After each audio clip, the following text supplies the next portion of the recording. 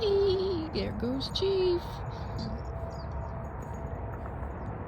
Oh, thank you, thank you, thank you. He's headed back into the little cat food area here. And, well, this was the space of our incident yesterday. Clearing a little more out of the emotional body, you could say. He did something he never does, which was he disappeared yesterday. And I could see his little dot. He's got one of those little eye tags on. And I'm like, he's still here at the river. Where is he? I was calling him and calling him and calling him. I was over here doing my little bit of a belly dance drill and part of our morning obstacle course. And he was over checking out the cat food, and like I said, he disappeared. So I'm calling him and calling him and calling him, and he's not responding. I hear no bells. I'm like, what the? And so there was another gentleman down here in his truck, and he has seen me here before, and of course, you know, we're kind of a regular down here. And like, what happened? And so he's like, and I asked him, have you seen the little black dog? And he says, I walked over towards the beach and didn't see him. So I'm like, well, maybe he went back up to Hoopsie. So I ran up to Hoopsie and saw another couple that were coming down. Have you seen a little black dog up here? And like, no. And of course, there goes animal shelter. And I'm like, oh no. And I come running back down, and another couple that I had just asked said, he's down the trail. He's down the trail. My husband just seen him. She come running back up the trail to let me know.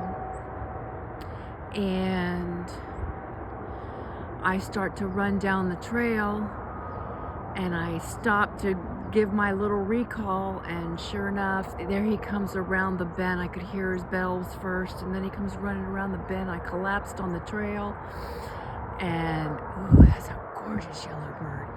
And he comes running up into my arms, and he's all over me, loving and kissing and hugging, and I'm bawling and going and just having, like, you know, a little emotional meltdown. And of course, he shared with me, he goes, yo, he come running right past me, wanted nothing to do with me. He heard, as soon as he heard your recall, he just started running. So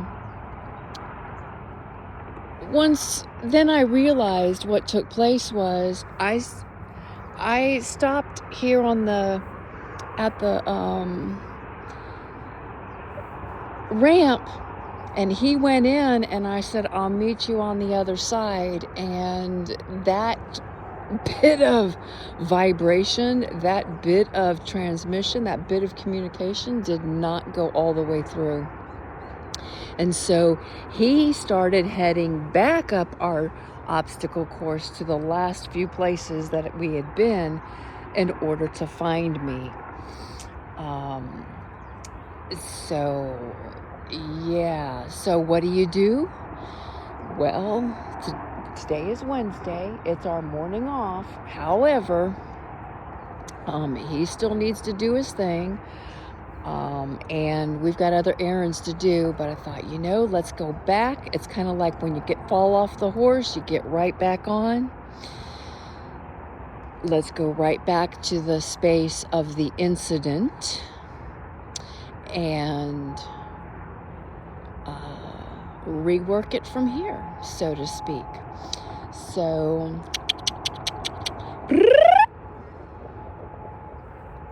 where's my chief? I hear you, Chief. Right here, Chief. I see you. I see you, Chief. Let's go this way. Somebody's burning some sage. Well, maybe it's sage. Anyway, I cannot believe I have not done any journal entries the past few days. And I've noticed in the past week or two, it's gotten quite sparse, and I'm like spacing out on doing my journal entries. I've got working on a routine in the evening. We've got this routine in the morning, like down pat. And I think that is the reason, because I'm in this space of doing our thing. And then it's like, oh, I didn't do a journal entry. And, in the evenings when we're doing our walk, it wasn't gelling right, and I'm working an evening routine, so I know I was doing my journal entries in the evening, and I do believe I need to get back to that, or find another time. So because I feel as if I'm not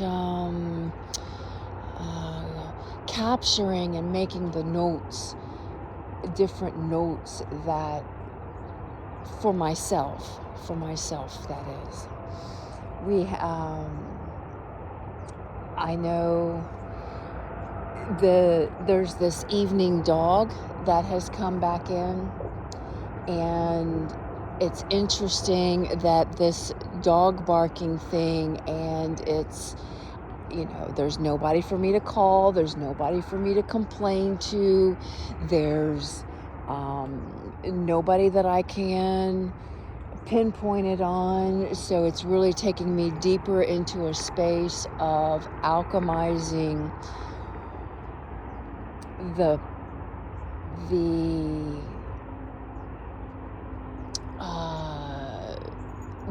feeling of not being heard. That seems to be the key for me. The dog is not being heard. The dog is crying. The dog is barking. The dog is trying to get attention. And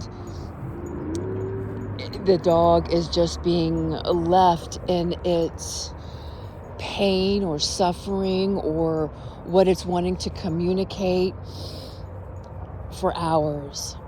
And that took place for me as a child, and that compassion and empathy that I have with the non-human animals, like, hello, what the fuck is wrong with you humans that you don't see this, you're not hearing this, you're not picking up on this, what's up with the signal? And retune your antennas. It's interesting that this week, our theme, along with this Grand Cross and the different trines taking place, there's an Earth trine. I believe we're out of the water trine, but don't quote me on that. I do know Jupiter is just made it into Cancer, and has not been in Cancer for, I need to pick this up, for 165 years. And Jupiter is likened, for me, an elephant. It's the big, it's the expander. It's huge. And you take a look at Cancer, and Cancer being the emotions, very likened to the water. And so it's expanding those emotions, it's expanding the breakthrough of not letting our emotions take charge, but to alchemize those emotions and break free of those, I want to say, vibrations, or those thought patterns that create our suffering. And yes, we want our hearts to lead the way, and we want to use our minds as a tool. Well, when we have an emotional response around a particular thought or belief or experience that takes place, that it's that emotional charge that tunes that antenna. And so when we can come to peace with those, then we're no longer emotionally charged with those thoughts, and we can allow those thoughts to float on by, and that brings peace. That's the breakthrough. And then when that experience comes up, or that thought comes up, we can just let it float on by, because there's no electrical charge there. And it's not going to magnetize to us anymore. And that is the true healing. That is the true healing. And we can just allow it to be what it is.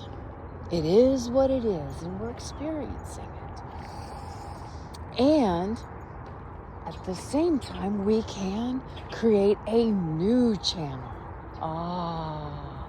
So I am just so grateful for this time that we are in. I am so grateful that each and every one of us volunteered for this, because if it wasn't for all of us volunteering, we wouldn't be here, and we wouldn't be having these experiences. And yeah, so thank you. We've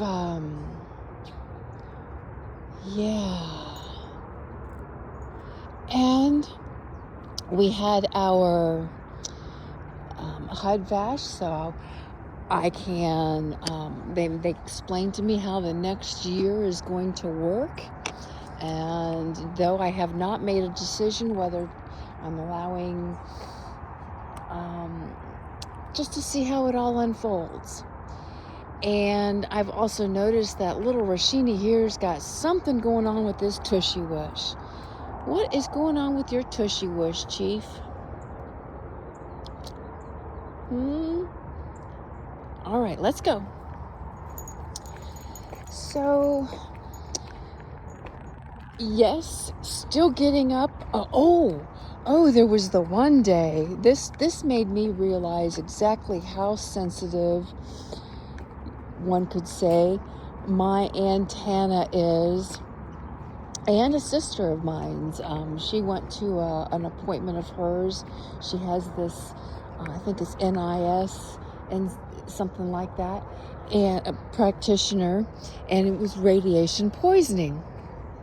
And for myself, I know that there's been a huge buildup. We've been getting charged as far as solar winds and solar flares and 3i Atlas. And we're getting ready. There'll be a period of time coming up where we'll be moving through the debris of 3i Atlas.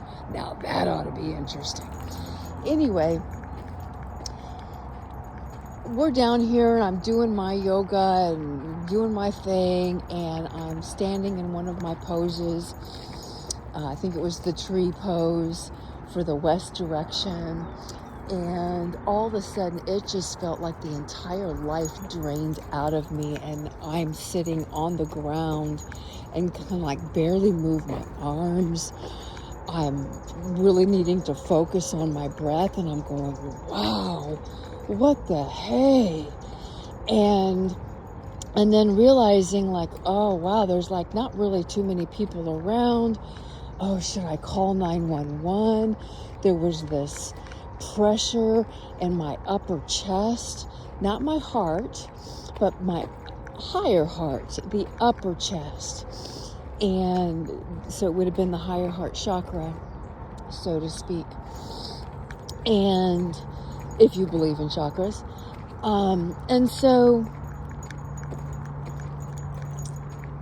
And I was there for at least 10 minutes before I felt like I could stand back up again. Had myself move into my do the pose on the other side so that I was even. Did both sides. And like, let's start heading back to the vehicle, Roshini. We were a little ways from Hoopsie. We were clear down at the East Wetlands. And so we start moving back, and of course he stops when it was time for the capoeira. And so I did a little bit of the capoeira, and then I noticed that my body heat, and I didn't do a whole lot, so there was really no reason for me to be so heated. Well, I was breaking out in a sweat, and just like the heat, I'm like, what is going on here? And I'm like, I need to get into the river. And I hadn't been in the river for a little while because it's of the temperatures. And I just couldn't get myself to do it. I love my cold water therapy, but it was in the upper 30s wind chill factor, and I'm just not quite ready for that yet. But I got in, and it felt so good. Later, as I go to, and we finished our drill, we finished our routine, and made it back, and then was in Shavasana for a while when we got back to the apartment. So there's been these wake-ups between 12 and 3. It's either between 12 and 3, or I'm up at the 3:30-ish mark, and I'm wide awake for the rest of the morning. So it's one or the other. And part of it is with the dog, and part of it is just awake, like been blasted with energy. So there's been that, and then been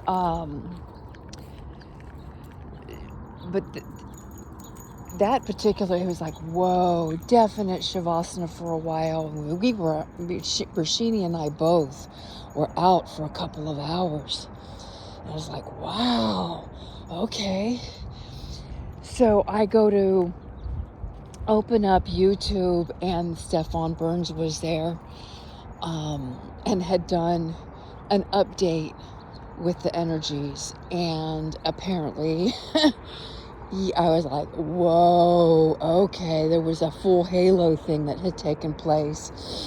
And they're like, well, now we've got auroras out here and no real reason.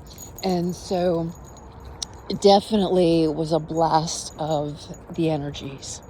So radiation from the sun, which is raising our vibes, and doing it in increments, which is a good thing because it gives us a little bit of a time in between some of these things to kind of resonate. And so if we're all one life, and we are the antennas, and we get to work the energies, well, you've got 8 billion plus with all the non-human animals, where Creator, our oneness, is experiencing this life through, as, and for each and every one of us. So that's a little bit of my blurb. We've got our my journal entry. I needed to ground. I needed some other foods. My body was craving, like, Rashini too. It was like, let's order a pizza. So I'm like, okay, Rashini, we're going to order a pizza. So he talked me into ordering a pizza. We stick with the thin crust, just the normal cheese, and then add a couple of veggies on there. I added spinach, double dose of spinach this time. That way my iron doesn't get depleted. And even did some seaweed along with it. That way I can keep my iron.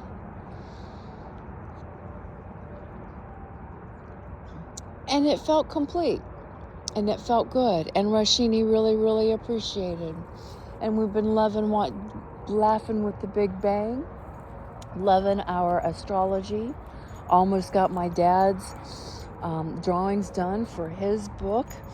And I've noticed the roller coaster there going back and forth with, oh, I'm not worthy of doing these. What am I doing?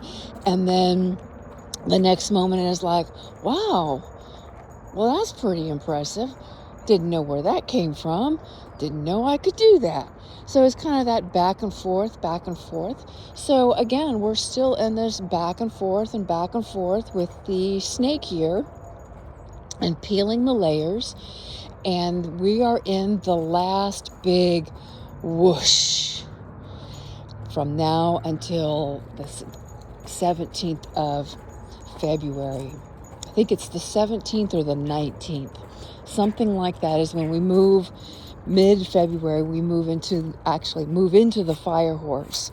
And so there's the resting, and there is the taking in one more really, really good look, which is why Chiron, who is squaring or trining, or anyway, Chiron is in play.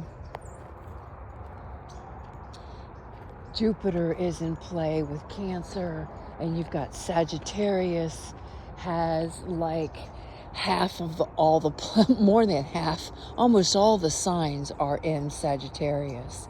So it is it's really an impressive astrological moment, and we are now proving scientifically, I believe, and in a scientific way, we have enough patterns documented where the planets and the sun definitely, and the moon. Oh, the moon is one of the biggest players. The moon and Mercury and the sun, biggest players in the energies of who we are and how they influence the different, personally and collectively and universally. So, hey, wait, hut. Good chief. So, yeah, very, very grateful. Definitely feeling the peace, settling into a really good groove. And I keep hearing, and I heard this before, the schedule and disciplines are the superpower. At least for me. And that, I think, is a part of me being a dog, a wolf. They have their patterns. They have their routines. And sure, going off the routine once in a while is great. It's fun. It's like, ooh, we're going to do something different. And then yet there's hut. There's a lot of comfort and power